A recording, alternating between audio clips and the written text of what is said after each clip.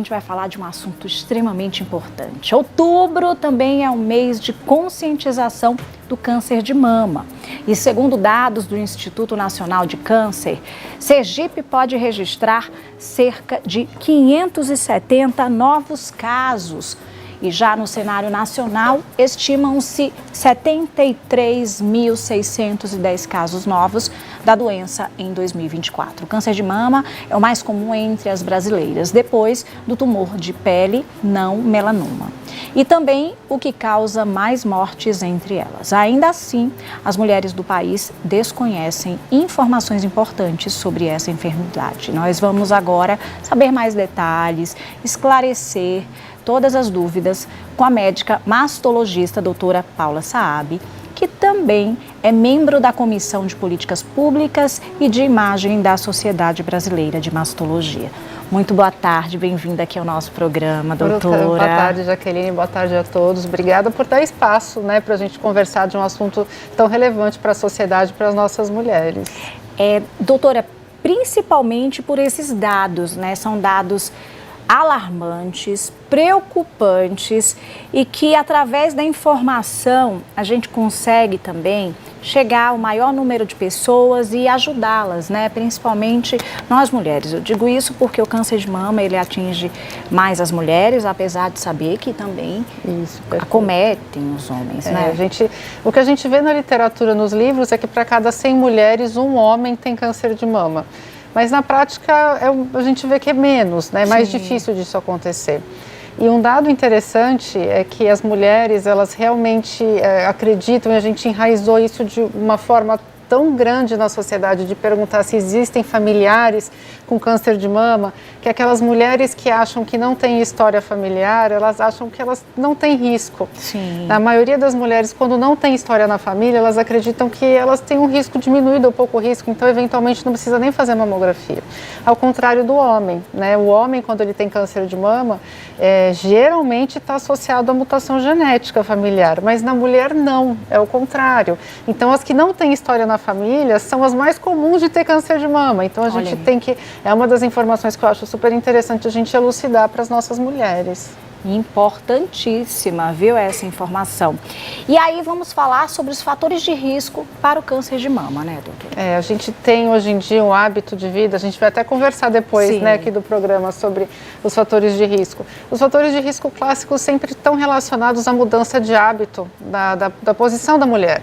Sim. A mulher tem engravidado menos, então ela tem mais exposição ao ciclo hormonal, A mama é mais exposta ao estrogênio, ela tem amamentado menos, ela tem engravidado mais tarde, então tem comido errado. Hoje a gente come, tá desembalando muito mais do que descascando, porque é mais rápido, porque é mais barato.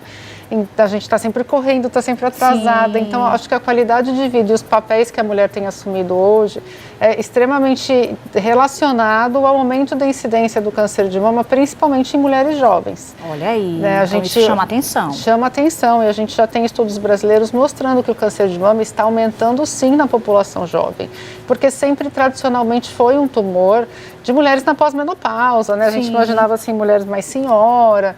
Hoje não. Mulheres na faixa dos 40, 50 anos estão tendo mais câncer de mama do que nas gerações anteriores. E são mulheres que têm filhos pequenos, são mulheres que eventualmente são arrimo de família, são mulheres que estão no auge da sua vida, profissional e de atividade, e de repente tem uma doença dessa que tira. Sem e dúvidas. Elas não imaginam, a maioria delas, que isso pode acontecer com elas, porque não é classicamente uma doença de mulheres jovens. Sim, é importante a gente chamar atenção, A doutora falou que daqui a pouco nós vamos falar sobre esse assunto aqui na TV Atalaia, porque nós teremos um encontro aqui com todas as mulheres que fazem o Sistema Atalaia de Comunicação, uma campanha muito importante que nós estamos abraçando, porque nós também merecemos, nós estamos aqui levando informação para você de casa, mas aqui nós também estamos diante de muitas mulheres, E aí a TV Atalaia, pensando aí nessas mulheres, através da nossa diretora executiva Grace Franco, resolveu reunir essas mulheres numa tarde com bate-papo, e a doutora Paula Saab também estará conosco para poder passar essas informações para essas mulheres, né, doutora? Sim, principalmente porque todas as mulheres têm que ter informação, mas vocês trabalham numa emissora, né? Vocês são assim, a meca da informação.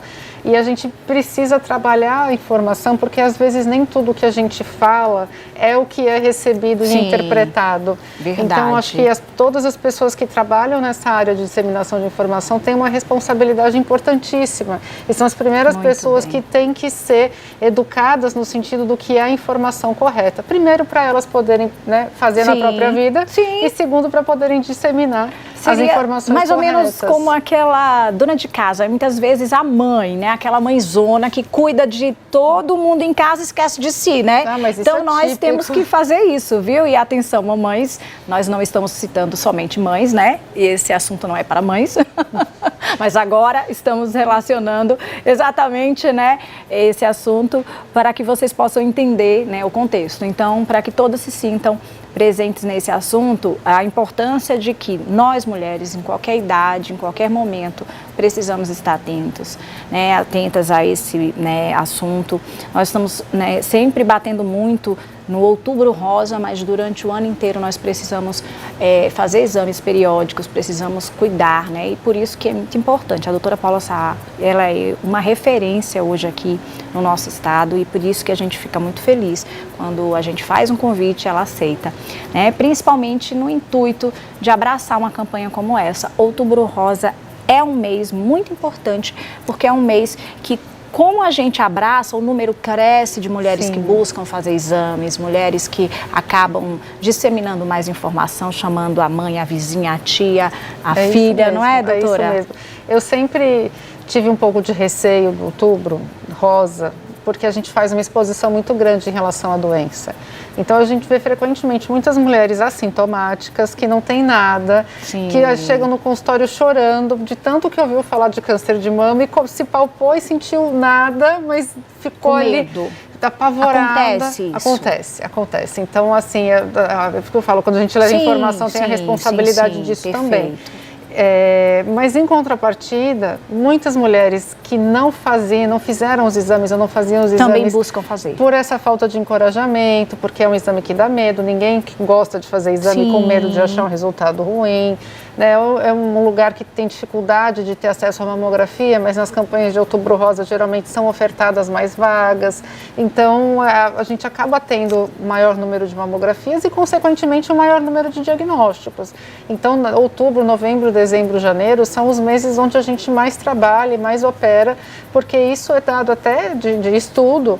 Outubro tem impacto, sim, na quantidade de diagnóstico, como se a sociedade toda se mobilizasse e desse olhar para um problema que é um problema do ano todo. Mas é onde muitas portas se abrem para as mulheres poderem chegar ou na coragem, né, ou no equipamento para poder fazer o exame, ou procurar um médico mesmo. Então surte um efeito positivo, né, pesando todos os... na balança, a gente precisa tranquilizar as mulheres, né, em relação à incidência, né, explicar, não deixar apavorar, mas tem pessoas que são mais sensíveis. E quando você ouve muito falar disso, e você tem o maior fator de risco, que é ser mulher, tem as mamas, aí pronto, já pode ser o casamento perfeito para a crise de ansiedade. Sim. Existe alguma forma de prevenção? A gente pode falar de prevenção do câncer de mama? Olha, para pacientes de alto risco, que são aquelas que carregam mutação genética, que é a minoria da população, tá? Tem algumas medicações que a gente pode dar, a gente pode fazer a cirurgia profilática, que ficou famosíssima no caso da Angelina Jolie, né? Mas são indicações muito, muito específicas. Para a população geral, os maiores fatores de risco modificáveis são perda de peso e exercício físico. E isso, de fato, com estudo comprovado, diminui risco de ter inúmeras doenças, inclusive o câncer de mama. Olha aí. Então, quando eu falo bastante da doença cardiovascular, que é o que mais mata as mulheres, a gente fala de câncer de mama, que é o câncer mais incidente, mas infarto e AVC mata muito mais mulher do que câncer de mama. E os fatores de risco são os mesmos. Então, a gente precisa centralizar o nosso cuidado, a gente precisa centralizar a nossa atenção. porque todo mundo fala, você precisa ter foco, né? Você precisa ter foco, você precisa emagrecer, você precisa fazer exercício, mas a gente tem que ter foco para tanta coisa na nossa rotina do dia. Porque para ser uma boa mãe, você tem que ter foco para ser uma boa mãe. Para você ser uma boa profissional, você tem que ter foco. Para você ser magra, você tem que ter foco. Fazer dieta, você tem que ter tudo tem que ter foco. E aí? Como é que a gente vai fazer foco? E aí? É muito difícil. Verdade, por isso que, assim, o jeito que a sociedade está desenhada e como a mulher está inserida hoje, ela favorece o aparecimento de doenças precocemente, né? A exposição que a gente tem hoje a fatores de risco é muito grande. Então, eu acho que a gente precisa ter muita maturidade, muita serenidade emocional e sabedoria para você poder dosar o quanto de foco você vai dar em cada lugar para não deixar pendente a sua própria saúde física, que a gente só valoriza, infelizmente, quando perde. Verdade, viu, doutora? E, com que frequência as mulheres devem fazer exames de mamografia? Os grandes guidelines internacionais, inclusive a diretriz brasileira, recomenda que seja feita a mamografia anual a partir dos 40 anos, tá? Para aquelas mamas que são muito densas, ou seja, que tem muita glândula, que a mamografia não enxerga direito, essas mulheres devem associar a mamografia ao ultrassom de mama. Antes dos 40, não tem protocolo. Certo. Paula, eu falo que é protocolo de Paula, porque eu acho que faz sentido a gente pedir uma ultrassonografia mamária uma vez por ano para paciente a partir dos 20, tá? Até porque na adolescência e adulto jovem tem várias alterações que aparecem na mama, enorme maioria alterações benignas, né? Nódulos como fibroadenoma ou cisto simples, que podem ser acompanhados, mas que eu acho que já é interessante a paciente saber que tem. Acompanhar, né? Avaliar, né? Mas o protocolo mesmo é mamografia anual a partir dos 40. Sim. E o autoexame, né? Existe aí alguma regra, né? Tem alguns profissionais que defendem o autoexame, outros que são contra, né? Não, na verdade, assim, se você está nos Estados Unidos, que é um lugar que você tem um programa de rastreamento e você tem uma cobertura mamográfica acima de 75%, eu não preciso pedir para as mulheres fazerem um autoexame, porque elas vão fazer mamografia e elas vão ser diagnosticadas com nódulos tão pequenos que elas nem sentem. Então não faz sentido eu pedir autoexame. Quando eu estou no Brasil, em outros países de terceiro mundo, onde a gente tem uma cobertura mamográfica média de 20%, ou seja, você tem aí 80% das mulheres que deviam estar fazendo não estão fazendo mamografia, onde a grande maioria dos nódulos são identificados pela própria paciente, elas sentem. Aqui no Brasil faz sentido eu orientar o autoexame, não como rastreamento, mas como uma orientação de autocuidado, porque se ela sentir alguma coisa diferente, ela pode procurar um médico precocemente, entendeu? Então depende muito de que lugar você está. Então os artigos dos Estados Unidos vão falar que não. Que não, mas aqui faz sentido. Faz sentido. Perfeito. Super compreendo. E agora sim, né, faz sentido a explicação.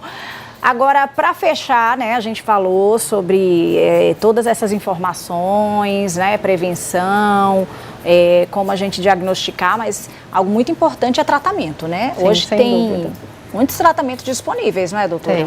E você sabe já que eu estava preparando uma aula que eu vou dar e eu gosto muito de fazer referências históricas. Eu levantei o primeiro artigo publicado em relação à primeira técnica cirúrgica de mastectomia. E eu primeiro mesmo, é de 1894. E quando eu peguei e li, eu falei, meu Deus do céu, sabe quando você fala, eu fico imaginando daqui a 200 anos o pessoal olhando o que a gente faz hoje, eles vão falar da mesma coisa, meu Deus do céu. Mas mudou tanto. E os resultados que eles tinham em relação a câncer de mama, quando a gente fala de 100 anos atrás, eram muito diferentes do que a gente tem hoje. Só que a gente hoje tem os melhores resultados e ainda tem o mesmo pavor do que há 100 anos atrás, do que antes. Então, as mulheres sofrem muito com o diagnóstico de câncer de mama, mas as mulheres morrem muito menos de câncer de mama do que morriam antes. Olha aí, gente. Quando faz o diagnóstico precoce, quando tem acesso ao tratamento, né? Quando você tem um conjunto, uma linha que funcione. Mas é muito impressionante como evoluiu, tanto do ponto de vista de técnica cirúrgica, tanto do ponto de vista de uso de medicações, né? Hoje a gente tem imunoterápicos, que são assim, as drogas mais modernas sendo aplicadas para câncer de mama, com um resultado muito bom e um preço absurdamente alto. Então, por isso que estão sempre nessas brigas, né? O paciente, o governo, o plano de saúde, porque aí você entra num outro métier que é o custo do tratamento. Mas, que é o que deveria ter mais acessibilidade, né? Mas daí tem... Mas que tem todo um jogo, tá mais disponível, né? Mas quando você lança uma medicação onde eles gastam bilhões de dólares de investimento de estudo... Existe, mas está inacessível, praticamente, né? Então, assim, para quem tem plano de saúde, fica mais fácil ter acesso. Mas para quem não tem O pessoal do SUS, eles estão batalhando. E existe portas, né, na Conitec, em algumas instituições para que isso seja discutido, mas geralmente essas medicações demoram mais a serem incorporadas no SUS. Mas, de qualquer forma, a gente está falando das ultra mega mais modernas, já existem drogas melhores que oferecem melhor resultado. Mas o que é o fator mais importante de todos? É fazer diagnóstico precoce e tratamento precoce. Doutora, quero agradecer a participação em nosso programa, muito obrigada, parabéns pelo belíssimo trabalho, pela campanha, né, por estar sempre à frente e batalhando e lutando pelas mulheres, né, sendo uma referência para todas nós, sendo um orgulho para todas nós, viu? Eu agradeço o espaço, adoro estar aqui com vocês, compartilhando esses momentos, levando informação, isso que a gente faz, eu vejo depois o resultado, sabe? E às vezes vocês que estão aqui, vocês não veem, mas eu vejo o resultado de quanto sensibilizou uma fala nossa, uma atenção, alguma mulher que se tocou enquanto a gente está conversando e fez diferença na vida dela e da família dela também. Que lindo, então eu que agradeço essa oportunidade e rever os amigos daqui da TV Atalaia. Muito obrigada. E é isso, viu, gente?